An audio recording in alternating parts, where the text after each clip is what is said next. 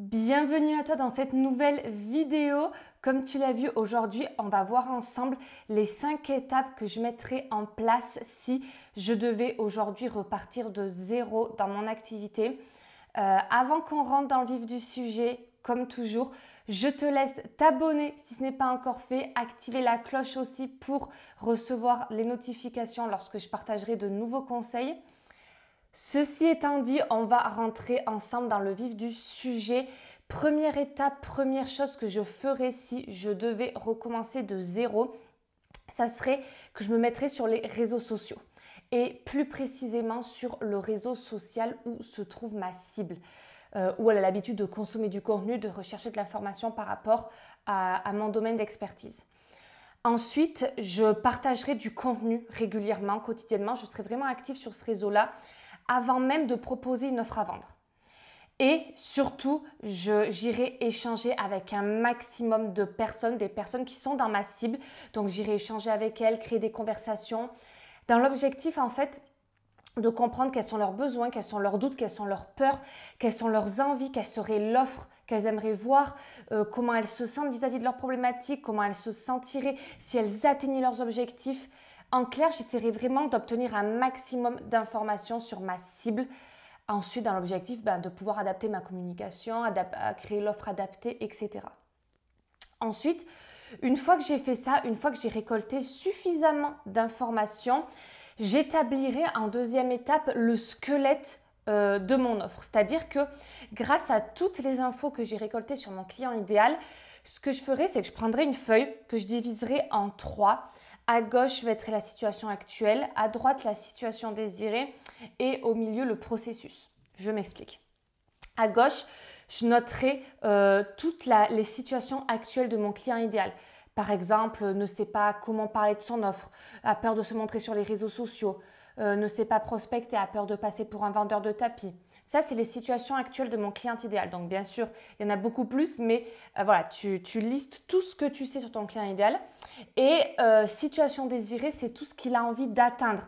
A envie de savoir parler de son offre, de savoir pitcher son offre, a envie de trouver des clients, de gagner en sérénité financière, en liberté géographique, a envie d'avoir confiance en elle, de savoir se montrer au quotidien. Voilà, je ferai ces 2 colonnes. Et ensuite, au milieu, dans la colonne process, je me dirai, ok, de quoi cette personne-là a besoin pour passer de sa situation actuelle à sa situation désirée. Et en fait, je noterai, est-ce qu'elle a besoin de telle vidéo, de tel workbook, de tel, je sais pas, mind map, de telle leçon, etc. Et en fait, je noterai toutes les informations que je mettrai dans telle et telle étape pour lui permettre de passer de situation actuelle à situation désirée. Et en fait, naturellement, ça crée le squelette de ton offre. Donc, en fait, ce qu'il faut garder en tête souvent, c'est que moi, c'est une erreur que je vois chez beaucoup d'entrepreneurs, chez mes clientes aussi quand elles arrivent. Elles ont une offre en tête. Elles l'ont créée, elles ont filmé, elles ont fait les modules, les workbooks, etc. Sauf qu'elles n'ont pas suffisamment étudié leur client idéal. Donc, en fait, le piège, c'est de sortir une offre selon les besoins de notre client, mais selon nous, ce qu'on pense qu'il a besoin et non ce que lui a réellement besoin. Si je te dis ça, c'est que j'ai déjà fait l'erreur.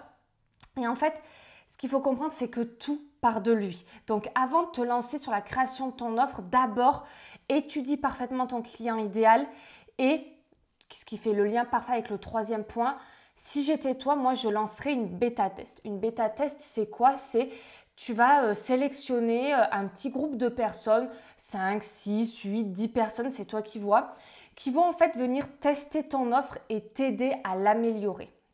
Donc, pourquoi est-ce que je te conseillerais ça? Parce que ça te permet en fait de plus facilement trouver des clients parce que tu vas proposer un tarif plus attractif pour ta bêta-test et en même temps, tu vas pouvoir améliorer cette offre, construire cette offre avec eux et aussi ça va te permettre d'avoir de la preuve sociale pour le jour où tu lanceras officiellement ton offre. Tu auras déjà des avis et des retours, ce qui va augmenter le niveau de confiance. Donc, l'objectif en fait, c'est que tu trouves un petit groupe de personnes à un tarif attractif et que ces personnes-là te fassent un maximum de feedback sur ce que tu mets en place, sur ce que tu construis. Et naturellement, ton offre va correspondre à 100% aux attentes de ton client idéal puisque tu l'as co-construit avec ce client idéal. Et ensuite, en 4e point, bien sûr, En parallèle, je continuerai toujours de créer du contenu, d'être présente sur les réseaux, d'échanger avec ma cible, d'être présente quotidiennement en story, de partager de la valeur, voilà, d'échanger avec un maximum de personnes. Et ensuite, je montrerai ma légitimité, je partagerai les retours clients et naturellement, de fil en aiguille, j'augmenterai mes prix, je parlerai officiellement de mon offre, je lancerai officiellement cette offre-là avec un prix où je me sens un peu plus payée à ma juste valeur. Et du coup, voilà. Voilà en fait les 5 étapes que je mettrai en place si je devais repartir de zéro.